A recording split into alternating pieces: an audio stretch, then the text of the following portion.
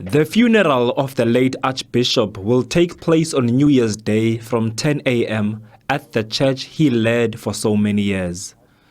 Dubbed the People's Cathedral for its resistance during the apartheid regime, the church will host mass prayer services every day at 12 p.m. in the Arch's commemoration until the day of the funeral. On Friday, his body will lie in state to allow members of the public to say their final goodbyes to the Arch. He will then be cremated after the service, and his ashes will be kept at the cathedral as per his wishes. In the life of Archbishop Geoffrey Clayton, who requested that when he dies, that his ashes be interned publicly within the public space, and because he did not wish to be buried in an apartheid grave. So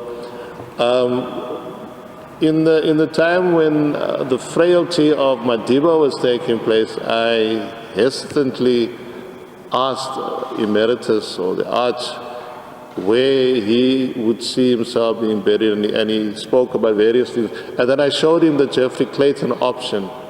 And then after Madiba's passing, Father told me that he had spoken to Mamaleya.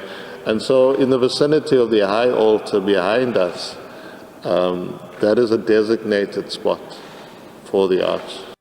Makgoba urged faith-based organizations to attend the service at their nearest parishes to ensure compliance with COVID-19 regulations.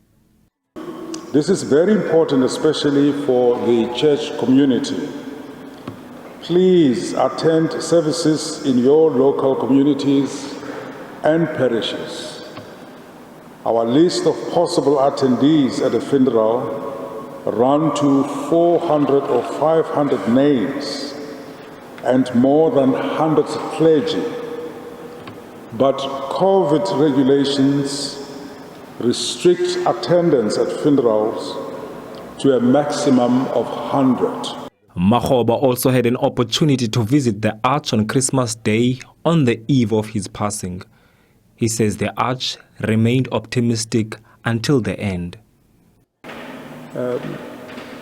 He was frail, 90, and we know that 60 years ago he was diagnosed with some lung condition, and God has been really gracious to the Arch, carried him through his life. And as you heard from the Dean, he is an amazing human being, always full of gratitude, and for him, thanksgiving was at the core of everything that he did. So after all, as an Anglican priest, we have what we call Mass or the Eucharist, and at the center of the Eucharist, at the center of thanksgiving, is an attitude of gratitude. So he was full of gratitude, and just saying, thank you, Kialeboha. Yes. Makgoba says Tutu's stance against corruption and maladministration of public funds remain resolute. Former Anglican Bishop of Natal and longtime friend of the late Archbishop Emeritus Desmond Tutu, Michael Natal, will deliver the sermon at the Tutu's funeral on Saturday. Thule Joga, SABC News, Cape Town.